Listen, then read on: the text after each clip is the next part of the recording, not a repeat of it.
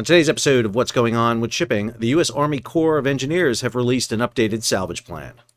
I'm your host, Sal Mercogliano. Welcome to today's episode. So I am just back. It's April 11th, 2024. Just back from Washington, D.C., from the Navy League's Sea Air Space Expo. It was a huge event. I can't wait to share some of the information from it with you. I want to talk about the panel I hosted, which talked about new approaches to maritime security. I want to give you my top 5 issues that I think are really important, but that's going to be in a later video. I also got a great video in the can ready for you on a reaction to Peter Zeihan's latest video about the bridge in Baltimore and the Jones Act of all things. So get ready for Better Call Sal video. But today I want to deal with the video put out by the Army Corps of Engineers in Baltimore talking about their salvage plan, because I think there's a little misconception in their video that I want to clarify. If you're new to the channel, hey, take a moment, subscribe to the channel and hit the bell so be alerted about new videos as they come out.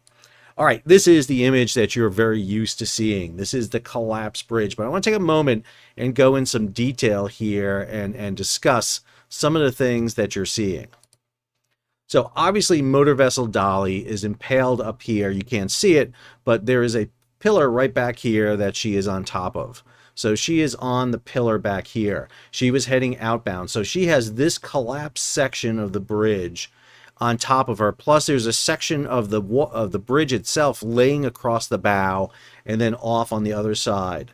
This right here is the other pillar. This is the northern pillar. So this is the main shipping channel. And one of the things we're going to be talking about is the effort to clear this section. You can see where this where this crane barge is. The effort to clear this section here. Above it here, this is the northern area. This is the northern span of the bridge. This is outside the navigable channel. And then over here to the south is the rest of the channel.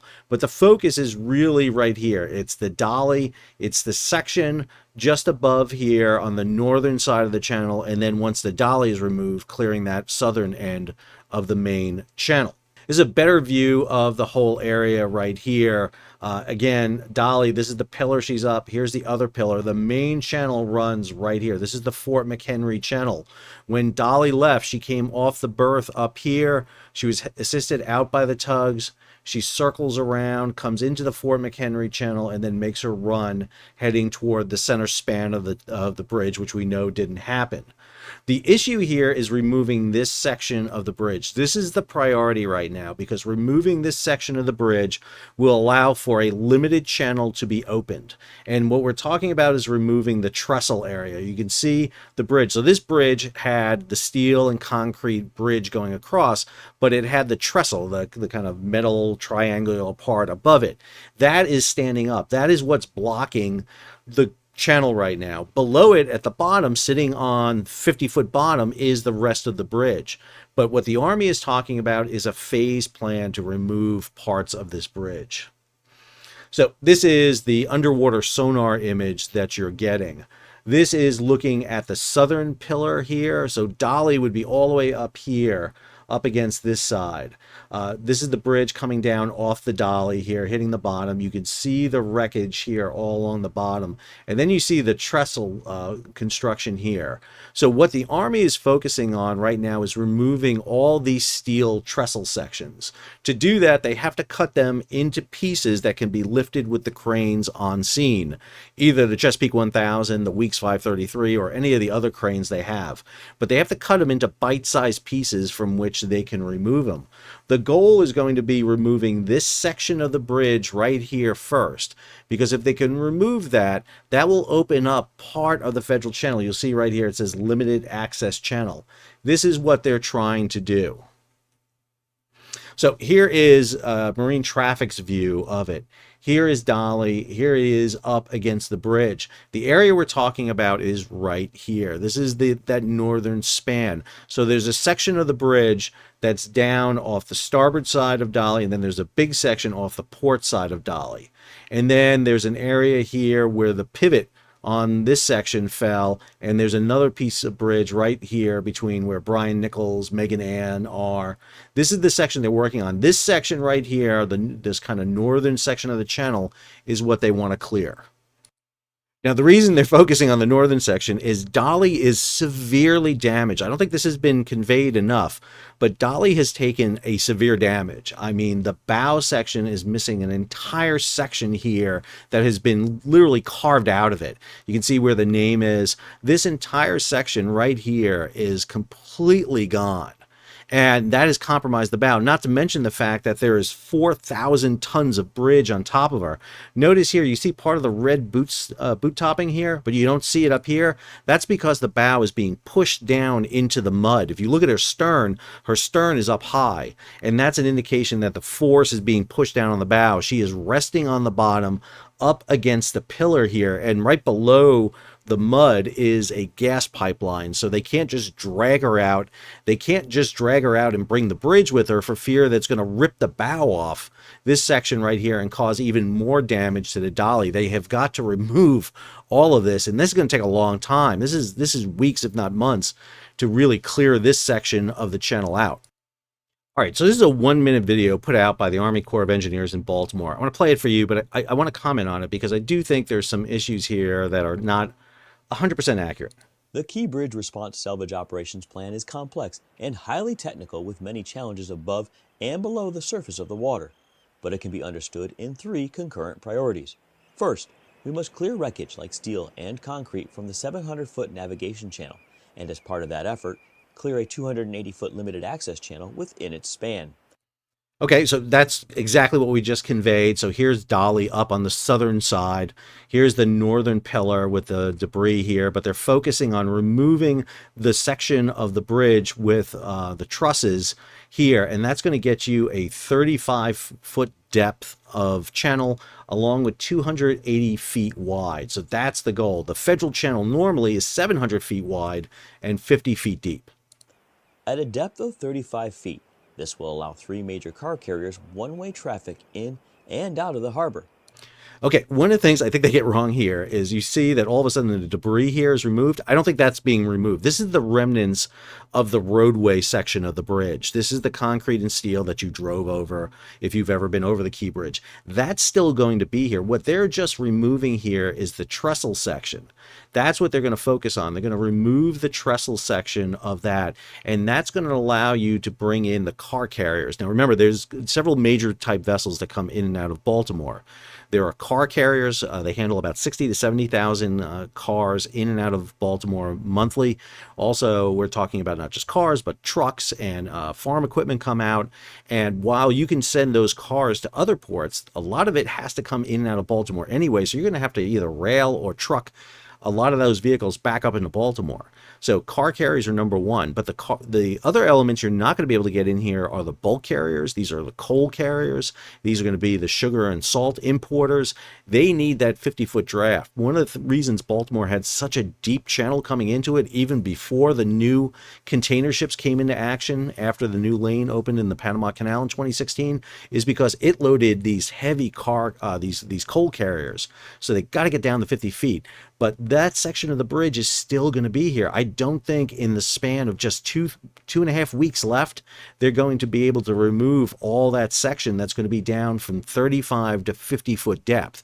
I think the remnants of the bridge are going to be there, and they're going to basically sail car carriers over the top of it. The other type of ship you're not going to be able to bring in is container ships, because a lot of the container ships are more than 35-foot draft. You may be able to bring in some smaller ones, but not the big vessels like Dali that draw over 40 feet of water. So I think this image here is incorrect. There's still going to be remnants here. And what they would do is, as they start bringing car carriers in, when the car carriers aren't coming in, they'll work in clearing the section and getting the draft down deeper, so that eventually the limited access channel will get wider and deeper, so that conceivably they'll start be able to bring in those deeper draft bulk carriers and container ships. While this is taking place, we must work to refloat the container ship Dali and move it away from the Federal Navigation Channel. I think that's a key issue here. Refloat. The ship is aground up forward. It is up against the pillar and has suffered flooding of the two forward compartments, probably the forepeak and the bow thruster room. And that vessel is now in the process of offloading roughly a little less than 200 containers from it. They're trying to get weight off the bow, but they also need to clear work area so they can work on cutting and lifting sections of the bridge off the bow. So right now what you're seeing is a container program to remove containers. Unfortunately, Baltimore has experience of this from the Everforward from 2 years ago. Once the Dali is out of the channel, the U.S. Army Corps of Engineers and its partners in the Unified Command will continue to clear the remaining wreckage, ensuring the 50-foot deep Federal Navigation Channel opens back up to two-way vessel traffic. So you will see one-way traffic deep before you see the two-way traffic. They're talking about, on their timeline, the end of April, being able to bring those 35-foot draft vessels through the limited access channel. That's very optimistic. It depends on whether or not they get the weather to do that. Then they're talking about bringing deep draft channels, draft vessels in by the end of May, but the complete channel clearing is going to be after May. It's going to take longer than that, and all of that is absolutely dependent on weather and abysmal diving conditions in and around the port. It is black water diving, you can't see, and you're limited in removing wreckage by the size of the cranes you have. We are committed to undertaking this work with care and precision as we restore full service to a port that is so vital to our nation.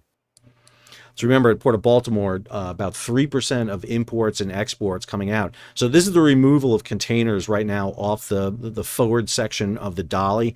They want to lighten the vessel up. Most of the containers that are up on the bow tend to be empty. You'll see some images of multiple containers being lifted. That's because they're empty. But remember, even an empty container weighs several tons. There are many reporters giving bad information out there. You can't remove these by helicopter. I know some people talk about that. These containers are absolutely much too heavy to be used by most helicopters. Even empty 40-foot containers would max out many helicopters, let alone fully loaded. Plus, these containers are damaged. The cargo is shifted around in them. They're not stable loads. And then what you're seeing is the movement of some of those trusses. And again, you're seeing them cut into these sections where they can be cut and lifted off. The size of the sections are really dependent on the availability of the cranes that are there. And if you can only cut a section that can be lifted off, they're being put on barges and sent over to the old Sparrows Point. So the other news that came out was the head of the NTSB was up for her reconfirmation hearing, and so she was up on the Hill, gave testimony. She was asked about the Port of Baltimore and the investigation into the motor vessel Dali. She said that a preliminary report will be issued in early May is what we're looking at for the first preliminary report. They have questioned all the crew members, the pilots. They've retrieved data not just from the vessel data recorder, but from the ship's systems. Let me be clear about a couple of issues that are out there right now. Number one, ship's crew is on board. This is an operating vessel. The power is up on the vessel. There are refrigerated containers on the vessel. You need a ship's crew while this crew is still operational. Plus, they may need the propeller from this vessel to help back it off when they eventually salvage it. Plus, they need to stabilize the vessel. So there's going to be a crew remaining on it.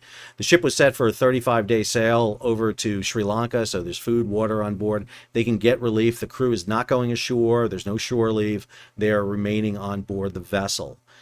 Issues about hacking this vessel, there is a lively debate going on about this. Understand what caused this accident was a power failure on the vessel.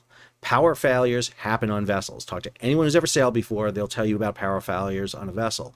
What makes this power failure different is that the ship lost its generators, which in turn forced it to lose the main engine. You can't run the main engine on a ship without the generators.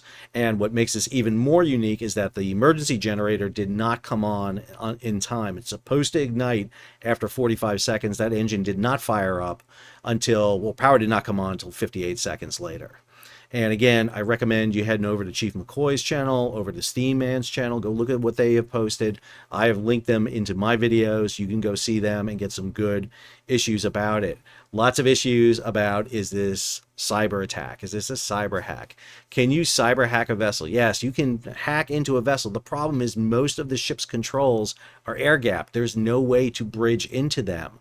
You can get into the ship's computer system and get load plans and email and probably a lot of other things you don't want from sailors on their computers. I won't go into detail, but it's very unlikely that this was a cyber attack. Now, does that mean it needs to be ruled out? No. We look at everything. That's what the NTSB should be doing. I have a whole slew of questions I hope the NTSB was asking this crew. I hope they were pulling information. Oh, no data on the VDR. Let me be clear about something. A vessel data recorder sucks. Sucks. It's awful. It's terrible. All it does is it records data from the microphones in the bridge and from systems that are programmed to feed into it. The VDR has its own battery system, so it was recording the entire time this accident was happening. The problem was when the ship lost power, all the instruments that feed into it lost power. They weren't working. And when they stopped working, there's no data to be sent to the VDR. The VDR was recording. There's no 2 minutes of missing tape. This is not Watergate. There's audio recording the entire time. It's just there's no information being fed into it. So when I had the first blackout, there's a gap of information. When the power comes on, systems have to reboot up, come back up, start feeding data, and then they lost power again. The ship has power now. We know that. It's got smoke coming from the stack. The radars are spinning.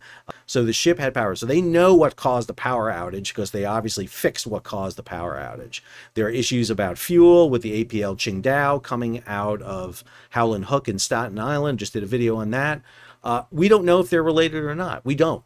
But what we do know is there are issues that causes ships to lose power. And the question is, what was the cause for this? We've had a lot of issues recently in the United States. We had the Golden Ray not taking ballast coming out of Brunswick, Georgia, that rolled on its side and nearly closed the port of Brunswick.